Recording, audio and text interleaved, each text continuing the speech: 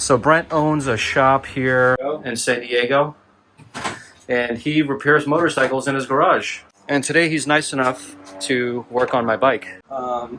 So these clips, most people don't know how to take them out, but there's an easy way. Grab a pick, push the center tab in, and the clip will pop right out.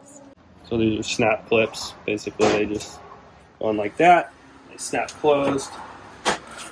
Next, we just need to gain access to the plug, which is usually under here, and it's zip tied.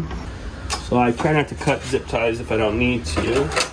So usually the zip ties are reusable, and there's just a little tab right there that holds them into place. So try to save the good ones because they're not the cheap zip ties that you get at Home Depot. There we go. So now we got some room, and we've got one more zip tie right here. And usually you just have the one ignition wire, which is likely going to be There's only one. Yeah, something that looks like this. Just referring to the new part, and you see there's two separate plugs. So we'll go in and take out those two separate plugs. One plug, and these are just squeeze. You just squeeze it and it pops right out. And second one is going to be a little different. These ones, you basically have one lock tab right here.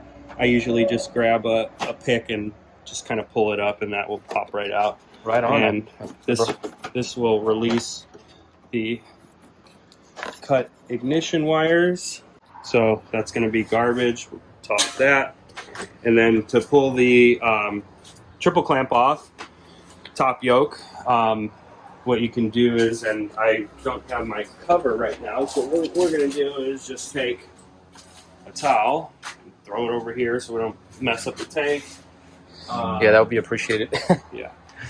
And so it's going to be a 36 millimeter socket. So you take the nut off, and nut and washer.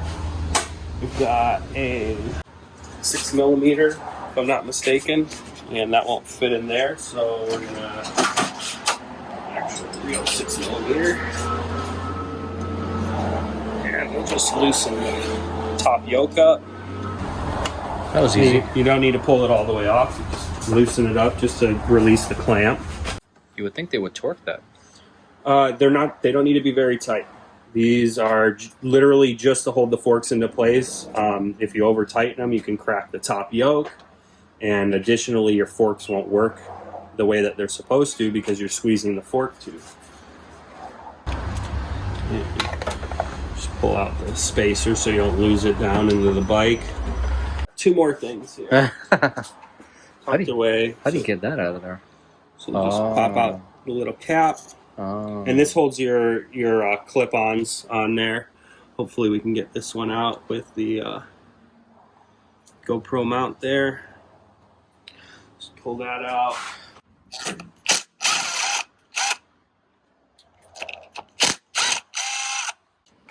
And they need to come off evenly on both sides to prevent it from locking up.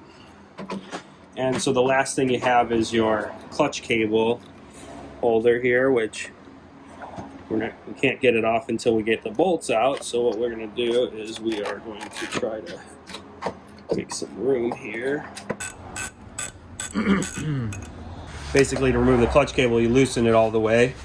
You'll pull this out, you'll line that up, and then your clutch cable disconnects. And so you can see, you know, they damaged the entire ignition here. They broke the steering lock out, which this locks your steering column. By forcing it, you can break these. It's just, you know, probably aluminum. So basically what we're going to do is we're going to remove these permanent bolts. They're one-time use. They make them so you can't just pull them out and hook up a new ignition and steal the bike, but obviously thieves can figure out another way to do it. So, and we will try to use an extractor on here. Likely it will not work, but so this one, you can see there's all this Loctite, but you can see this bolt's a little bit twisted, so we might have to tap that thread out. I'm not quite sure yet, but let's see what we can do once we get it off. This one will be the easy one to remove, so we'll do that one first because it's already most of the way out. So sometimes you just have to get creative with how you actually remove stuff. And for this, I'm just going to remove this whole bracket. So you can see it's already broken, so you really can't do any more damage than what's already been done. So what I'll do is I'll just end up pulling. It's not going to damage the triple clamp any more than it's already damaged. I mean, you can see you have should be straight up and down, but it's angled. So we're going to either have to tap that out to make it. We're going to either have to tap this out to make it straight again, or we're going to just try to take a regular bolt and thread it in and see if it threads in, and we'll kind of have to play it by ear on that. But for this will make it easy. We won't have to cut this one off. And likely we probably are going to just break the ignition and not try to cut the other one off. It'll save us a ton of time and make the job a lot easier. But if you do need to extract these, there's two ways. You can drill a hole in here and get a set of bolt extractors, which look like this. So these are some extractors. So what you would do is you drill a hole in the top of this screw and you put this in, you hammer it in with a hammer, and you use a wrench and you just spin it, and when you're reversing it, it locks into the screw and it'll back it out. These are great until they break. So if they break off in your hole, then you're not in a good position, but they work great for extracting bolts. But for this job, we're not going to use those because we don't really need it. So we're just going to undo this bolt here, and see, after you get through the Loctite, it comes out pretty much by hand. And it doesn't look terrible, so we'll just straighten that out. And then for this one, we might have to use the extractor. Let's see. Let's try to maybe just see if we can. Well, I don't think we'll be able to snap it. So for this one, we actually might use the extractor. So what I'm going to do is grab a drill bit. So here's the extraction method. And this goes for pretty much any bolt. These ones are a little harder because they're so Loctited in there, but you basically just take a drill bit,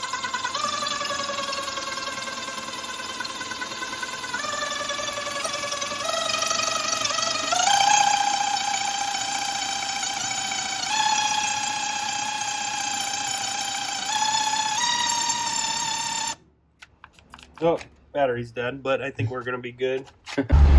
And then what we're going to do is we're going to take our extractor, which our hole might be a little too big. Just jump up to the next size extractor.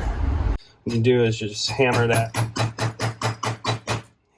down, and you can take these extractors. And like I said, this works a lot of the times, and it's going to work for us today. And boom, you just pull the bolt right out. Wow. Makes it super easy. And you can use this for pretty much any bolt that you break off, strip. But like I said, sometimes if they're really stuck, these aren't going to work, and you end up cutting the bolt or drilling the bolt all the way out. Wow. But for us, that's what's going to be pretty easy for us today. This didn't get stripped out, right? No, it's not stripped. It's just at an angle. And so what we're going to do is we'll use the new bolts, and we'll just double check. But then to just remove this, you just come in here, you go counterclockwise, and it'll pop out, or clockwise, excuse me. So, and that's it. These are great tools to have around the garage, for sure. Well, there you go, guys. Top tip of the day. Bolt extractors. Bolt extractors. Yeah. Best thing you can have in a garage if you're working on bolts. It's specifically called a bolt extractor? Yeah, extractor, left-handed drill bits, and extractor and drill bit set. Nice. And you can find these on Amazon? Amazon, yep. And there's multiple companies that make it. However, I choose to get the ones that are a little more expensive because the cheaper ones tend to break. Great. All right, guys. I'll find it and put a link down in the description below if you're interested in buying it. So these are the new one-time use bolts, which are pretty dang cool. I've never actually reinstalled the one-time use bolts because most people just put regular bolts in there. So this head will break off after you torque it down. But we're going to test your hole here. This was a little oblonged, which we're going to just try to straighten it out. And since these are one-time use bolts, I'm going to just grab a regular bolt That's the exact same size. They're all metric. These are M10s, M8s, and that's the thread. I believe M8 by 125. It's all pretty standard for the Japanese bikes, so they don't tend to vary. 10 millimeter bolt. And we're just gonna thread it in there and make sure that we get a nice straight thread. So you can see it's kind of going in a little crooked. So what we're gonna do is we're gonna try to make sure we get it to go in there as straight as possible. So when we thread the new one in, it's gonna go in there straight. And we're gonna test the new ignition by pulling our wires through and connecting it the same way you disconnect it.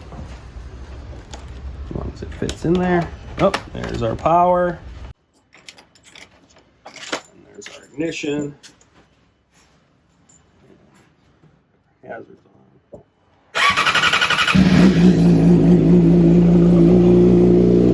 There you go.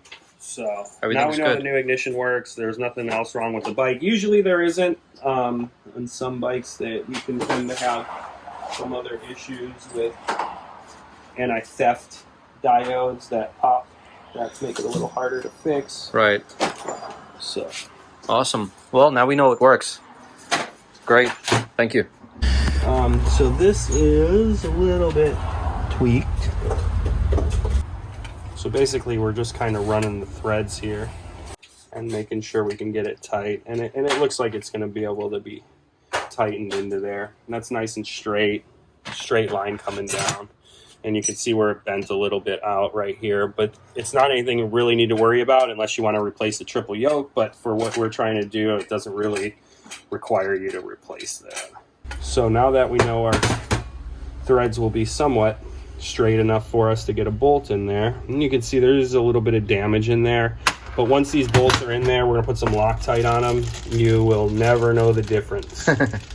Cool. So now we got to put this back on, and if you forget, just kind of lay it back out the way that you think it goes. The ignition goes on there like this, and the clutch cable went on there like this. So we're gonna mount this the same way it came off. Sometimes double checking before you bolt things on, especially permanent bolts, just helps to make sure that you're doing everything right, especially if you forget or don't take pictures. But that looks about the way that it did before, so we know that that's the way it's going to go on there. And we're going to take our one-time use bolts, and we are going to apply some red Loctite, thread locker, Loctite, Permatex. It's all the same. I use red just about on everything because nothing's permanent. It says it's permanent, but nothing is permanent. A little Loctite, so the bolts don't come out. And so we're going to tighten it.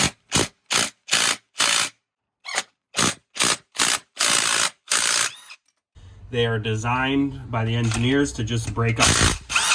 And then they just break off. And now they're unremovable, so you can't remove them anymore.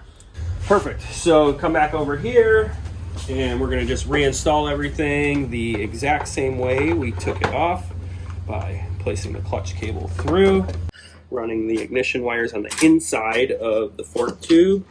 And we'll just do this. And sometimes you get a little bit of alignment issues here, but you just hit it down. Sometimes what you need to do is get a rubber mallet and tap it down.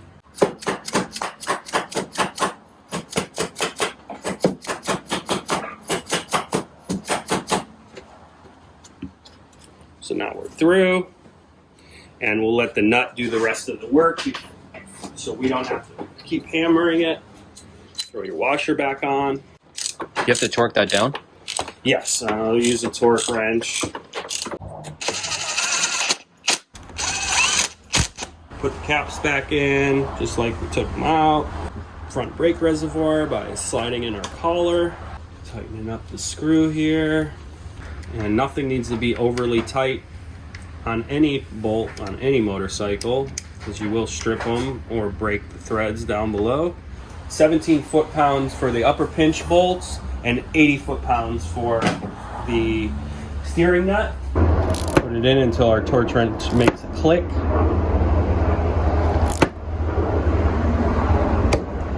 Boom. Come back to the other side, and that's 17 right there. So we tightened it, and we're going to hit 80 foot-pounds. You can hear the torque wrench click when it hits 80. So tightened it, and boom, it clicked. So that's 80 foot-pounds. So that's all it needs to be done. So for this, what we're going to do is feed everything through just the way that they were before. So it's run and tucked away in a nice spot. And then we're going to just plug everything back in. We already know the bike works. And you could take the fairing off to make it a little easier, but sometimes you can make it work without doing that. Tighten up the zip tie. Just like that, everything will snap right back together. Start with the snap pin, have the top pulled up. Go ahead and just stick it right back into the hole and just push down, locks right in. And these don't need to be overly tight, so I usually just tighten them up till they snap. Not super hard, but last thing we got to do, if we don't want to forget, is to reconnect the clutch cable. So you just have your little, basically your end of your cable goes down into here. Cable will loop out. If you want to come over here, and you can see in the front, you have a little slot for your cable to go through. It lines up all the way down. So what we'll do is we're going to tighten this up, and you kind of have to pull it a little bit and finagle it in there, but it'll snap right in there. And then go back and do your clutch adjustment. So this, you have way too much free play, but you need to make sure you have free play. So you're going to back this out until you have about 3/8 of an inch free play. And then wipe everything off, make it look all pretty again. Once again, thanks so much, Brent. I really appreciate it. So if you guys need anything, go to Brent. Thank you so much. Appreciate it. 6.5 hours later. Guys, you have absolutely no idea how happy I am to finally start this motorcycle up once again, and to take it for a spin makes me very, very happy. So for this momentous occasion, she's been a very, very dirty girl, and I think she needs to get spit shined. And I got to give her a nice bath, because I don't know if you can see it through the camera, but it's dust everywhere. The shop where I left it, they pretty much left it outside, and it was raining on top of it, so it's got dirt and grime everywhere. So I got to clean that, clean up the chain, just basically bond with the motorcycle once again. And so that's where we're headed to right now. Here we are, and I think that spot right there is mine. Yeah, here we go.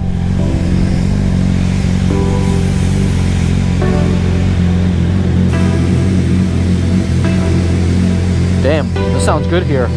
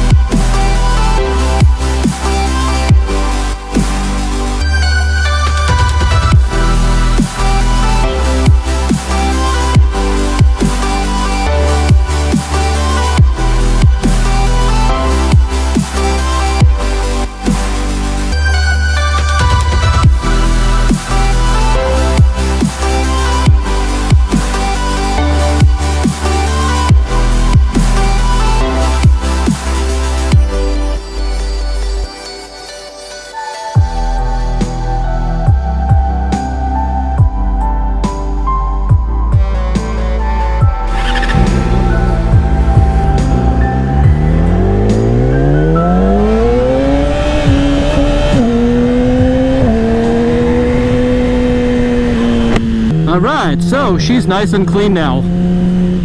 And I think the next few videos that I'm going to be making with the motorcycle is pretty much restoring it to its previous levels. Now, as you already know, I made up my mind on the bodywork. I think I'm going to do the number 46 Petronas Yamaha.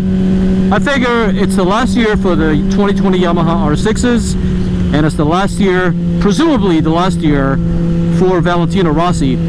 So that should make for a pretty epic livery, and I hope you guys are looking forward to more updates on that pretty soon. So that's where we are at the current moment. This is probably not going to be an overnight thing. It's probably going to take a couple of weeks, maybe months, to finalize the design and all that other stuff. But I'm not in any rush at all. I'm just happy that I got my baby back.